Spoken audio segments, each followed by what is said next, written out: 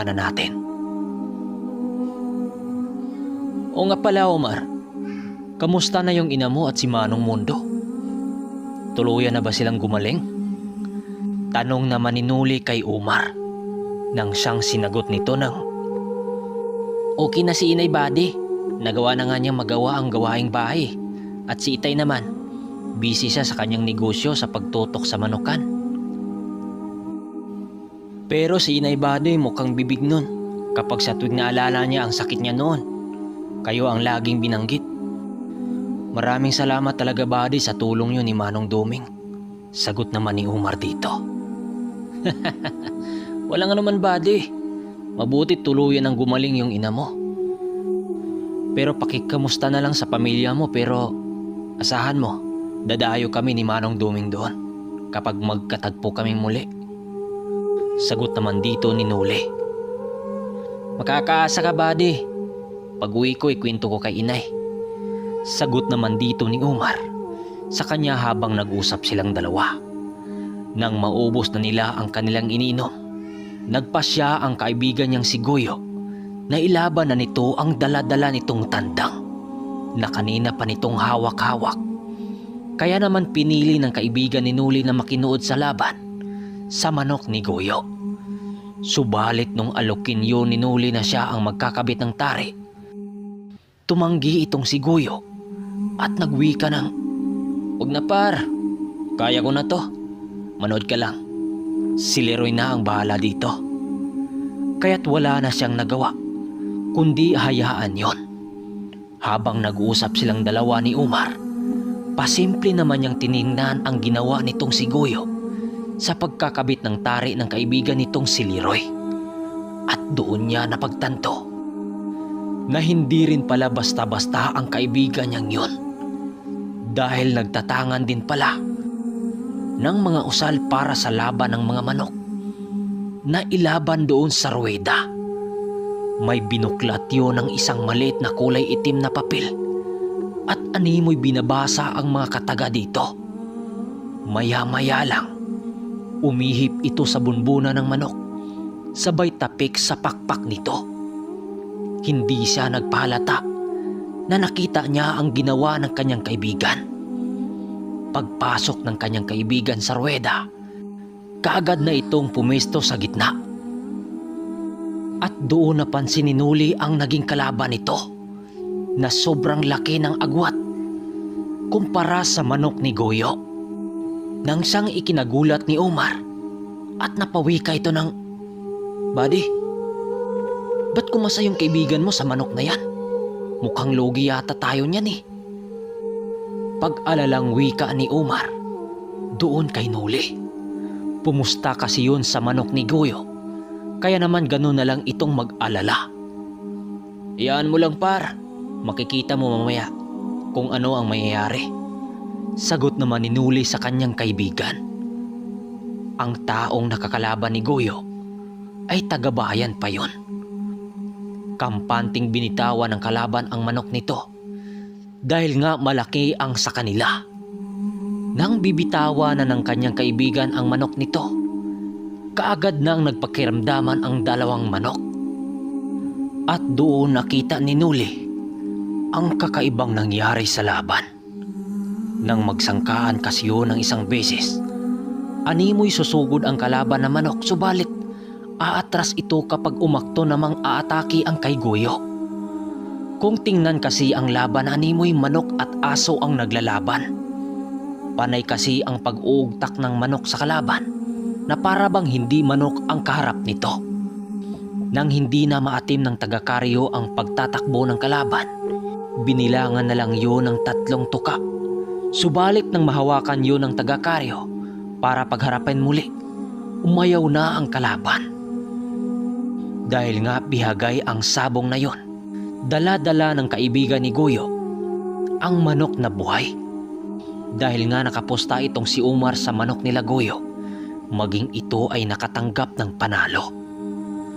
Habang nilapitan nila Omar at Nuli si Goyo, pangisingisi naman yung nakipag-usap sa kanila. Normal lang naman sa mga sabungero ang tumawa kapag nananalo. Subalit nagtataka si Nuli Nang ipaglapit ni Umar ang kanyang manok doon sa bihag nila Goyo, nakapagtatakang lumalaban yon doon sa manok nila Umar. Kaya naman napawi ka dito si Nuli ng, "Uy par, mukhang tumapang muli yung bihag nyo, tingnan mo." Wika ni Nuli sa kanyang kaibigan. Pero nung ilapit yon sa manok ni Goyo na kasalukuyang tinatanggalan ng tari, umaayaw yon. Maniwala man kayo o hindi, pero nung makalas ni Goyo ang bulang sa manok nito, biglang lumaban muli ang kanilang bihag. Doon ang siyang napansin ni Goyo. Pinaglaruan kasi ng kapatid ni Nuli na si Mayok ang manok nitong bihag. Sinabi ni Goyo sa kanila na baka nagkataon lang ang lahat. Subalit malinaw kay Nuli na meron ngang kakaibang lihim ang kaibigan niyang yon. Pero hindi yun napansin ni Umar dahil wala naman siyang alam sa mga ganong tangan. Pasimpleng lumapit si Nuli kay Goyo at pasimpleng nagwika ng, "Par, malakas talaga yung gamit mo Pwede bang malaman?" Wika niyang pabiro dito. Nang marinig yun ni Goyo, ngumisi lang naman itong sumagot ng, "Ano ka ba, Par? Para yun lang Nagtataka ka na. Tara, lalapit tayo doon sa tapatan. Ilalaban kong muli itong manok ko." Wika nito sa kanya. Nang sumabat ang kaibigan ni Goyo na si Leroy. "Oo nga paring Nuli, bakit ni mo rin ilaban mo yung siputi mo?" Nang marinig yun ni Nuli, sinabi niya dito na mamaya na. At naghanap na nga sila ng makakalaban sa manok ni Goyo. Nang may lumapit sa kanilang pangkat ng grupo ng mga matatandang may hawak na manok. Nasa 5 ang bilang ng grupong yon. Nasa tansya ni Nuli, nag-edad ang iba doon ng 50 anyos at 70 anyos. Makikita mo sa pormahan ng mga matatanda na yon na pangkaraniwan lang. Nakasuot ng lumang polo na sa palagay nila ay nanggaling yun sa bundok. Paglapit ng mga ito sa kanila Nuli at Goyo, pinuntarya nito si Goyo na para bang yun ang pakay ng mga matatanda. "Di ba ikaw yung nanalo kanina sa ruweda? Batid kong ilalaban yung muli yung manok nyo. Wala kasi yung sugat, di ba? Baka may natipuhan kang labanan sa mga manok namin." Sabay lapag ng mga kasama nito sa mga hawak na mga manok. Nang makita ni Goyo ang mga manok nito, kaagad namang nakapili ang kaibigan niya para doon ay kakasahan. Pangkaraniwan na panabong lang ang mga manok ng matatanda na dala-dala nito. Kaya't ang iba doon, kinasahan ng mga taga-bayan. Sa sabungan kasi, mas piniling lalabanan ng taga-bayan ang mga Bisayang manok. Dahil ang sabi-sabi, hindi raw yun pumalo ng todo at hindi makipagdikdikan sa harapan. Yun nga, kinasahan yun ni Goyo nang siyang ginawa nitong pagkakamali.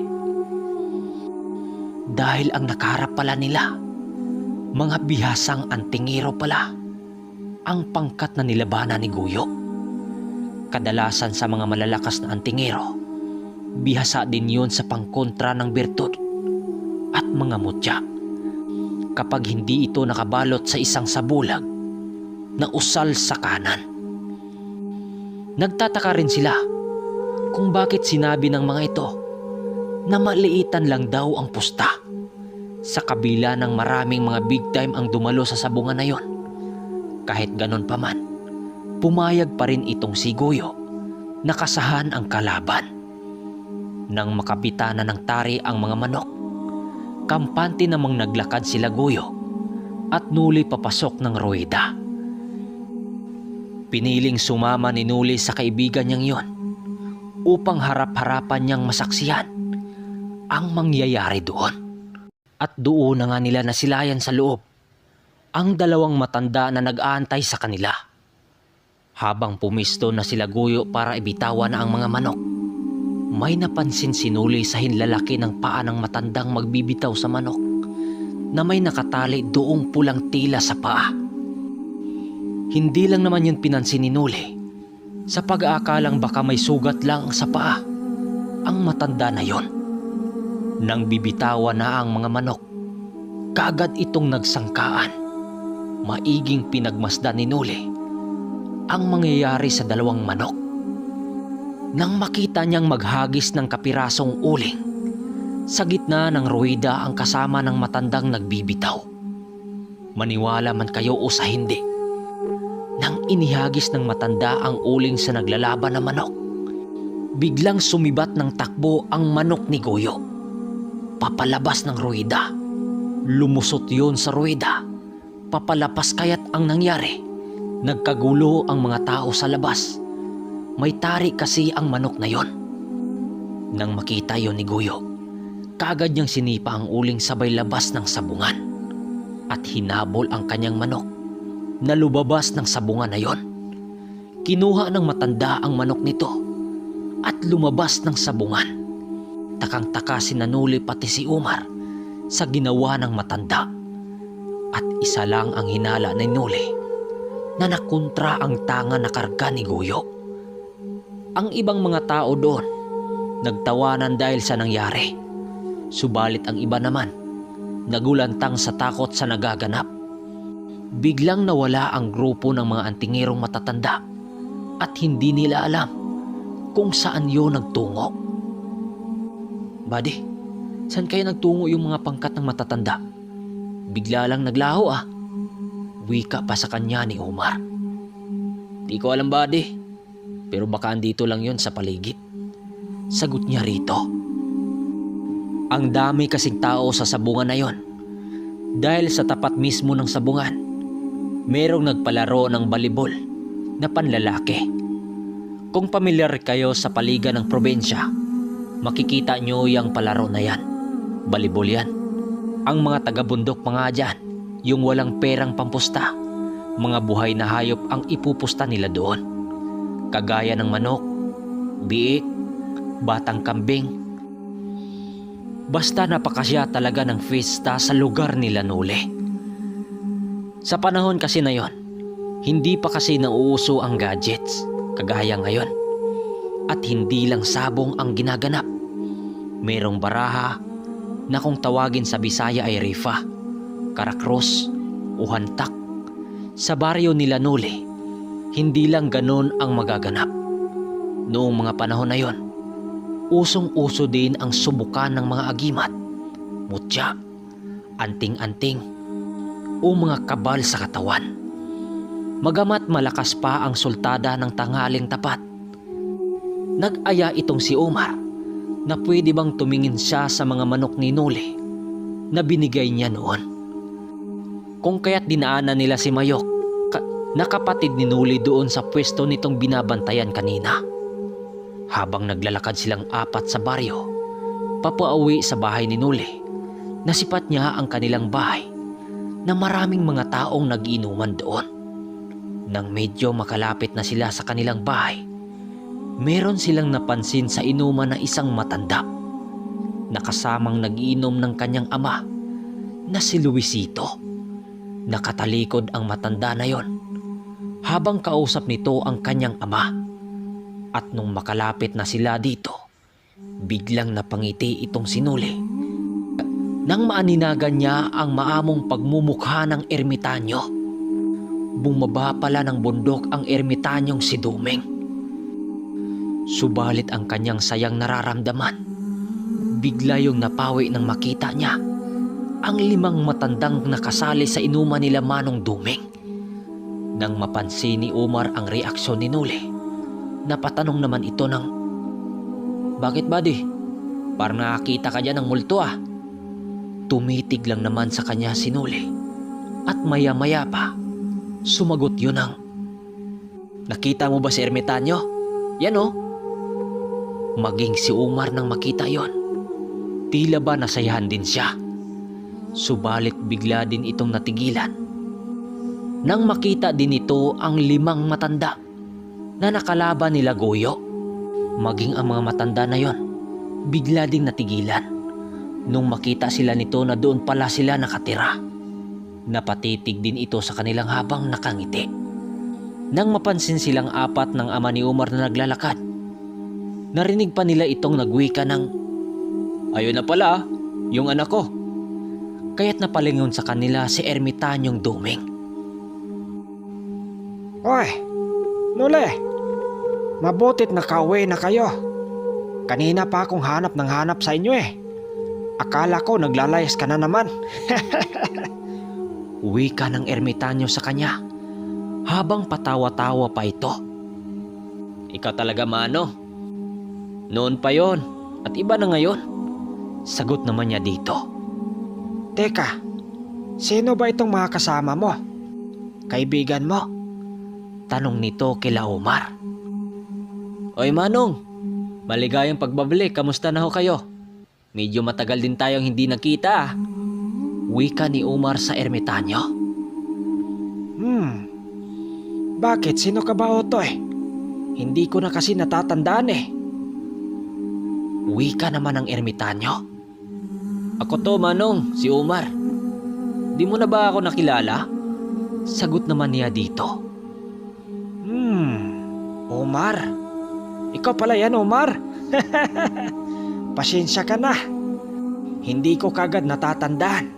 Medyo nagbago kasi ang itsura mo eh. Tumataba ka lalo. Kamusta na pala yung ina mo? Tuluyan na ba siyang gumagaling? Wika ng Ermitanyo dito. Sa muling pagtagpo nila ng Ermitanyo, labis na tuwa ang nararamdaman ni Nule. Niyakap pa nga niya ang Ermitanyo kahit napakaraming tao sa kanilang bahay. Matagal-tagal rin kasing hindi sila nagkita nito. Kaya't nung nakita nila ito, hindi masukat ang saya nilang nararamdaman. Subalit nang magtanong ang ama ni Nule kung bakit may dala-dalang sako si Mayok na nagdudurugo pa.